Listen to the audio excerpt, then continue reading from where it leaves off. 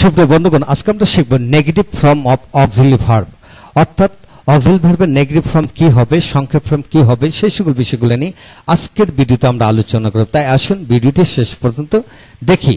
আজকের ভিডিওটি খান মেথড এক complete book of written spoken English grammar এই বই থেকে নিয়েছে। এই বইটি সম্পূর্ণ বাংলা অর্থ সংগ্রহ ভিডিও লেকচার আলোকে তৈরি করেছে। ইতিমধ্যে এই বইটির উপর 450-এর অধিক ভিডিও লেকচার তৈরি করে ফেসবুক, ইউটিউবে আপলোড দেওয়া হয়েছে।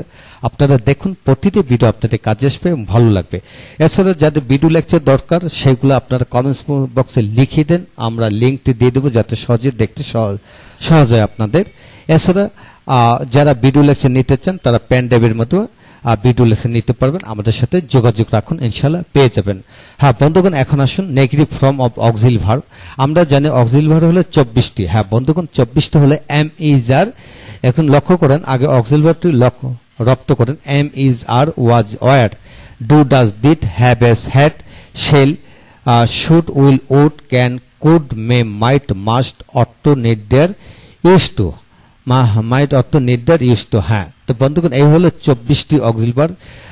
সেগুলোকে নট বসানোর পর সংক্ষেপ ফর্মটা আমরা একটু লক্ষ্য করব। হ্যাঁ বন্ধুগণ, যেমন এম নট সংক্ষেপ ফর্ম হলো এইন্ট, এইন্ট আবার আরেন্ট হয়। তো বন্ধুগণ এইন্ট হয় আবার আরেন্ট হয়, এই দুইটা ব্যবহার আমরা পরবর্তী ভিডিওগুলোতে আমরা লিখে দিয়েছি, সেখানে আপনারা শিখে নেবেন।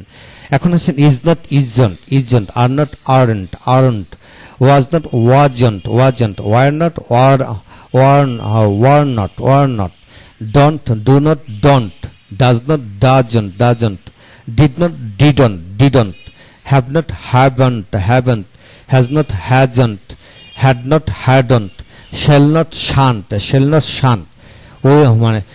not, shouldn't, will not, own't, would not, wouldn't, cannot, can't, could not, couldn't, may not, mayn't, mightn't,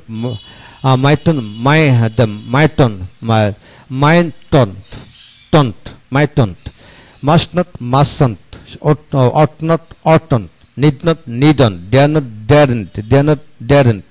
তো বন্ধুগণ এই হলো negative form of auxiliary verb. আপনারা এটা যদি রপ্ত করতে চান, শিখতে চান ভালো করে, তাহলে এই বিষয়টা কমপক্ষে 10 বার করে আপনারা লিখে লিখে মুখস্থ করবেন। হ্যাঁ, উচ্চারণ সহকারে, তাহলে সমস্ত জীবনের জন্য পুরো বিষয়টি রপ্ত হবে।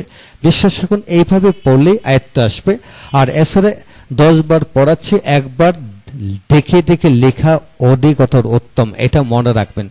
এটা মনে রাখে আপনারা শিখবেন আর বিশ্বাস রাখুন নিজের উপর, ইনশাআল্লাহ এগিয়ে যাবেন। আর এইভাবে পড়তে থাকুন, আমাদের ভিডিওগুলো একে একে দেখতে থাকুন।